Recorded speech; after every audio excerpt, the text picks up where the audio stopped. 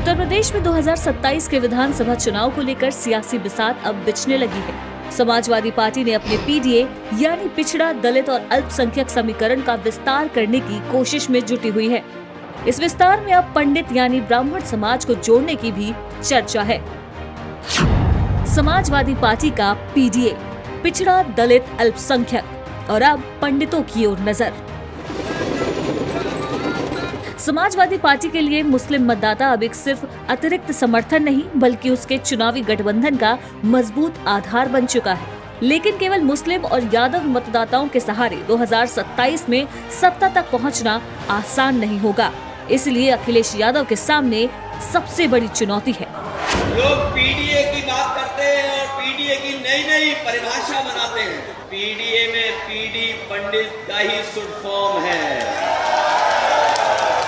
PDA में PD जो है वो पंडित का शॉर्ट फॉर्म है और जितनी पीड़ा दोगे, पीड़ा बढ़ाओगे, उतना ही पीडी और मजबूत दिखाई देगा। अपने पुराने आधार का विस्तार, मुस्लिम प्लस यादव, इसके बाद चुनिंदा दलित, उसके बाद गैर यादव पिछड़े और अब ब्राह्मण मतदाताओं में से। और यहीं से शुरू होता है पंडित वाला सियासी दांव। ब्राह्मण समाज को सिर्फ उसकी संख्या के आधार पर देखना समाजवादी पार्टी की रणनीति को अधूरा समझना होगा। कई विधानसभा क्षेत्रों में यह समाज राय बनने, उम्मीदवारों के चयन को प्रभावित करने, पेशेवर और प्रशासनिक संपर्कों और शहरी मतदाताओं के बीच प्रभाव रखता है। सपा का पंडित वाला सियासी दांव, सिर्फ 3 से 5% बदलाव, कम मार्जिन की सीटों पर फोकस रहने वाला है। ब्राह्मण वोट बदल सकते हैं सपा का समीकरण, जीत हार का बदल सकता है गणित।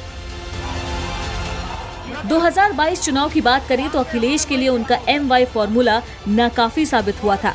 आंकड़ों के मुताबिक 2022 में वोट शेयर 32.6% रहा और सपा 111 सीटों पर रही। पूरे गठबंधन को मिलाकर 36.6% वोट मिले, यानी करीब 125 सीटें कुल मिली।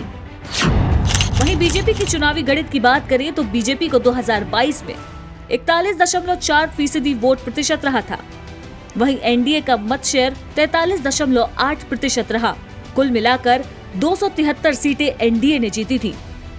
लेकिन नई रणनीति से अगर अखिलेश यादव सफल होते हैं तो उनका स्वाभाविक सामाजिक समीकरण कुछ यूं बदलेगा।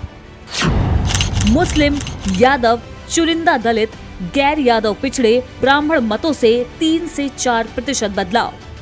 यानी 2027 की लड़ाई सिर्फ समाजवादी पार्टी बनाम भाजपा की नहीं होगी।